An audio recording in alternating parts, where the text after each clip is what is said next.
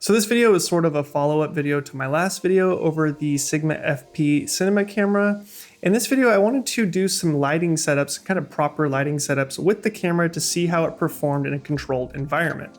So I've done, some lighting setups on the channel before, obviously, but for this one, I wanted to try something a little bit different and go outside and do some exterior lighting setups to start with. So for this first one, I got the camera kind of low. I believe we're on the Meike cinema lens. I did the Meike cinema lenses for all of these shots. I believe we're on the 50 millimeter T2.1. I'm not sure if this is at T2.1, and this might be at T2.8, T4. Pretty sure it's probably at T2.1 though, because I just wanted to see what the trees in the background looks like. And to start, I put the sun behind me, so it was backlighting me, which I usually like to do because that makes things look nice, putting the key light on the opposite side here. So the sun's coming from over here, but then to get a little bit more wrap on my face here, I brought out my 6 to 7, I can't remember if it's a 6 foot or a 7 foot umbrella, which is an ultra bounce material. And so I put that here to take some of that sun that's coming in over here and bounce it back into my face. You can see a little bit of the reflection here actually in my glasses. And that put a nice little wrap around my face and help expose all my black clothes here, but making sure all the key light is on this side of my face, which gives me some nice shape on this side of myself. And so the Sigma FP in this scenario, I made sure to expose for the highlights here. Once you start grading, they're a little hotter now, but I'm okay with that. I kind of like to have hot highlights in my scene because it helps justify the light. But here, this detail is mostly there. Once you put in the highlight recovery, all that detail comes back on the FP, which is really nice about it. Because all the information is there, it's really easy to bring it back in post. And if we were, we'll talk about this a little bit later, but in this scenario, maybe, I expose for the highlights, the shadows look too dark. It's really easy to bring back the shadows on the Sigma FP. I also did this, this same shot with my wife when we were just kind of setting up. And here's just you can kind of see how this looks with the white shirt and the red glasses and our hair. It looks a little bit different, less shape on this one. I probably had the sun wrapping more because we probably did this one first, and the sun was probably a little bit in a different position here. So it's basically two scenarios, a white shirt versus the black shirt. So once we were in this position, I wanted to see, I wanted to try a little close up of like a phone or something here. So we have the same thing going on. We have the sun coming in from the back here. I still have that umbrella over here. Actually, I take that back. I think I used the umbrella on this side as negative fill and used the black side to get a little shape on this side of my hand here. And then we took the sun coming over here and I exposed for the sun. And then while we were outside, I wanted to try something, much more something like a shot that you would see in a movie, maybe a conversation between two people, kind of in the Deakins way, the Roger Deakins way, where he likes to put a camera basically between the two subjects rather than like an over the shoulder. So we kind of have like, our kind of symmetrical background here. And then I'm under the trees here, like sort of in the shade. And I'm kind of risking having a little bit of dapple light coming from the trees there. The sun is almost in front of me, probably right where my eye is at here. But what I wanted to do in order to expose for the sun but have full control over the key light is I put that parabolic umbrella down here, and then I took my Forza 500 just off camera and shot that into the umbrella, giving me my key light back into my face here. And you can see that here with this little catch light in my eye. That's definitely the umbrella. That's not the sun. That's not bounce coming from something else. So all this light you see on my face is actually from that Forza 500. Now, full disclosure, I did put a power window on the background here to darken the background. You can actually see how this is hot right here versus over here. That's because I don't have the power window perfectly placed. But because the sun was really hitting the house, it was hard to use the Forza 500 as my key light and compete with the background. If I would have had something like a 1200D, an Aperture 1200D, or something bigger than the 500, that would have helped a lot. And I could have just exposed, got my ratios right, exposed for the background on my face. But in this scenario, I just had to use a power window, which was really easy. The Sigma FP full raw is able just to bring down the background a little bit and it looks fine. Also in this scenario, I wanted to add a little bit more shape on this side. Brought in a 4x4 floppy here to soak up some light on this side of my body. So we've got our key light over here, the floppy over here to add this shadow here. And then it was only a 4x, so I couldn't completely black out everything, which maybe kind of worked out for me, because what happened here is we have a little bit of sun bleeding in right here on my face, acting as a little edge, just adding a little bit more, shape to the scene. So it kind of helps kind of separate me from the background here. And so I feel like that really worked out. Preferably I would have had like a 12 by or a 20 by ultra bounce over here rather than that umbrella, which would have made this catch light a little bit less noticeable and maybe would have wrapped the light around even more. Just giving us a little bit more punch on the face. But when you're in a pinch like that, you know, that umbrella costs nothing. I don't even know, like 50 bucks or something like that. And you can use the sun to bounce it back. Worked out pretty well. So I was using my LUTs to color grade most of this footage, and I really like how my LUTs like react with skin tones. And with this lighting, I feel like my skin looks really nice. And the FP performed well on the skin there. So I definitely have no complaints from that department. So then after that, I went back inside and I decided to do kind of standard table setup. Now, I don't love the composition of this, but it's not so bad. It's, you know, your kind of standard thing. You've got your windows in the background, you got a window over here. And so we're gonna motivate the light coming from the window onto my face while having some darkness here to create some contrast. So for this, I actually had my Aputure Nova P300C over on this side of frame. And then I shot that through a 6x6 shower curtain to diffuse the light, you know, kind of spread it evenly and make it look nice and soft. But it still wasn't wrapping around enough on my face.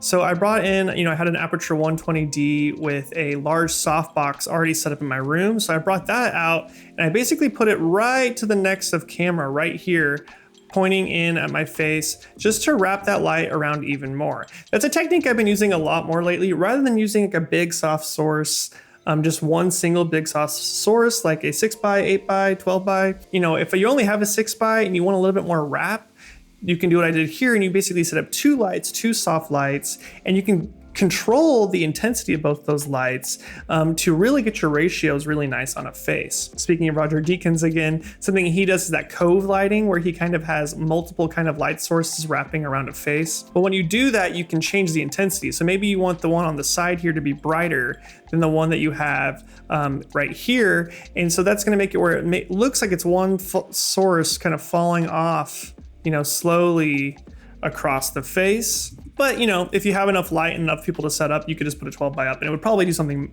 very similar to that. But I like this technique a lot when you're working with, when you just have a couple smaller lights, you can make them feel like one bigger light. And so for the next setup, when we came in for the close here, you know, which I was more excited about because I didn't really love this wide. I didn't really like how there was light, you know, over here on the background.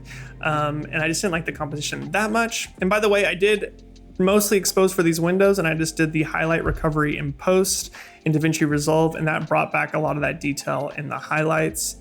And if I wanted to bring up the shadows, it was no problem with the FP. So we come in for the close-up here.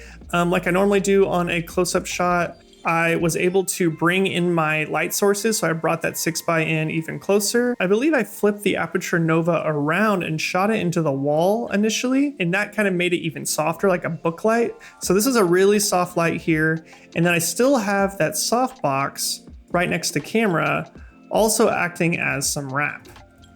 So basically the same setup, I just pushed all of my lights in to make them softer and more pleasant, which really looks nice here. I feel like this is nice motivated window light here, and then it slowly falls off into darkness on this side of my face.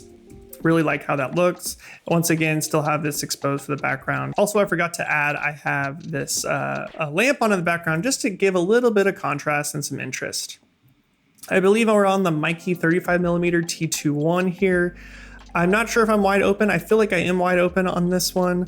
It looks really nice and soft in the background, and this eye is not quite in focus, so might be what happened there. And look at the skin tones here. Look at, you know, with my LUTs, and maybe I push the skin a little bit even farther in post here. You can see how well the FP is handling color. There's nothing here to really complain about from a color standpoint because you're dealing with a 12-bit raw file. Then after that, I did a little over the shoulder of the Roger Deakins book I was looking at in the first shot, his photography book.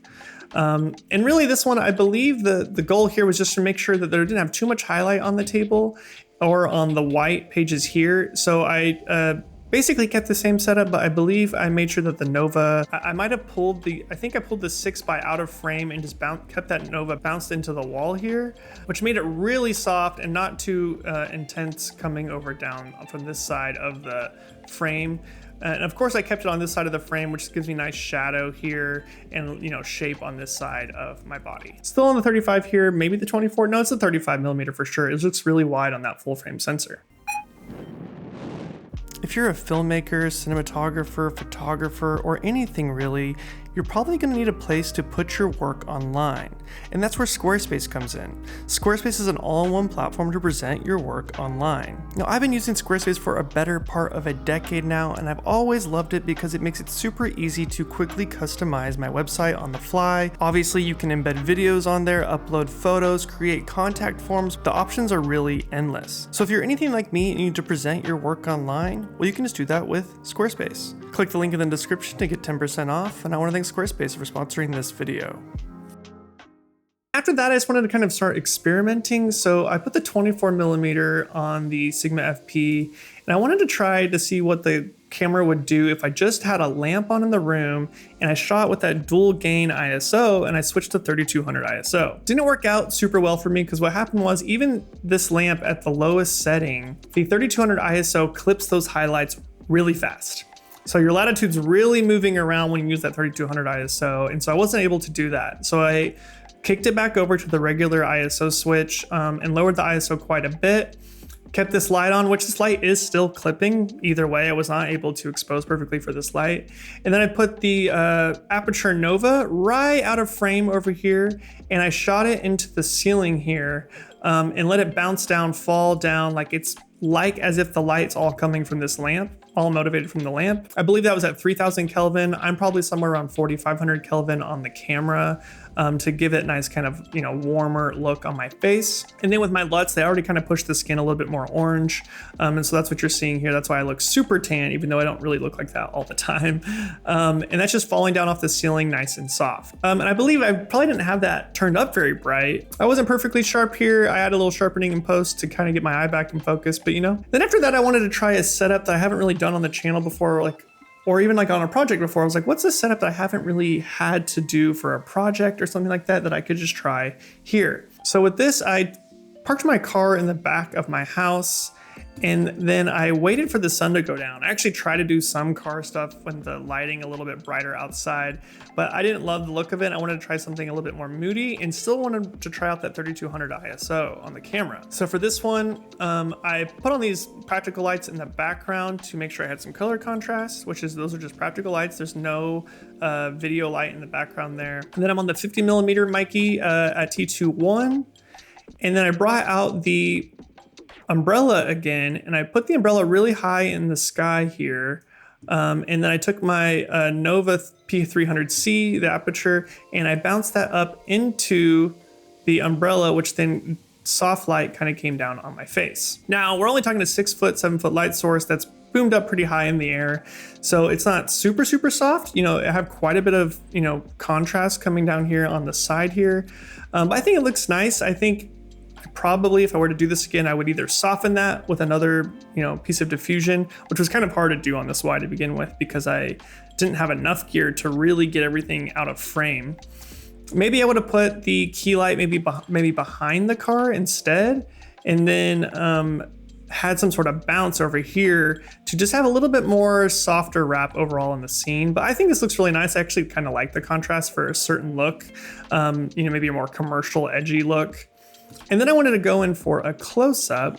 So I kept that 50 millimeter on, but I ended up stopping it down to like T2.8 or T4 so I could get a little bit more of myself in focus because I was so close to the lens there. And what I love about the Mikeys is look how the bokeh stays circular even when you stop down the lenses. There's so many iris blades on the Mikeys that you don't have to worry about stopping things down and you getting like jagged edges on your bokeh. The perks of using a cinema focused lens. And so with this, all I did was, I think on the wide shot, I actually had that Nova at probably 4% because it was, you know, having to bounce pretty far. I say that 4% is really nothing, but when you're working at 3200 ISO, you only need 4% of power in order to get enough light on your subject. You know, you can kind of see it here in the reflection, which is a bummer, but that's okay. I think it looks justified, kind of like a street light or something. So here I brought the umbrella in even closer and had that Nova still bouncing into it. but then I toned it down to 1%, I believe. So at 1%, I still have a pretty bright highlight on my face. So it's pretty crazy what you can do with a 3200 ISO dual gain camera. Something, if I was using my Red Komodo in this scenario, this would be very noisy. It would have had to use a lot more light. Probably would have even had to have lit the background more in order to compensate. So that's kind of the perks of using one of these cameras that has that dual gain sensor on it. So for this one, I didn't color this specific shot with my LUTs. I did do a version like that, but for this one I wanted to try out a film power grade on this to kind of see how the tones looked at night, kind of just see how cinematic it would look, and I really like the look of it, and I think it turned out pretty good. And so for this scenario too, what's great about this is, like, you know, 3200 ISO, but I have so much latitude in the shadows in post. If I wanted to bring back any detail down here, it'd be super easy just to bump that in post. I actually do think that I had this at a +2 exposure on the raw tab for this, just to bring me, you know, bring my midtones back up. And so I had more flexibility when coloring.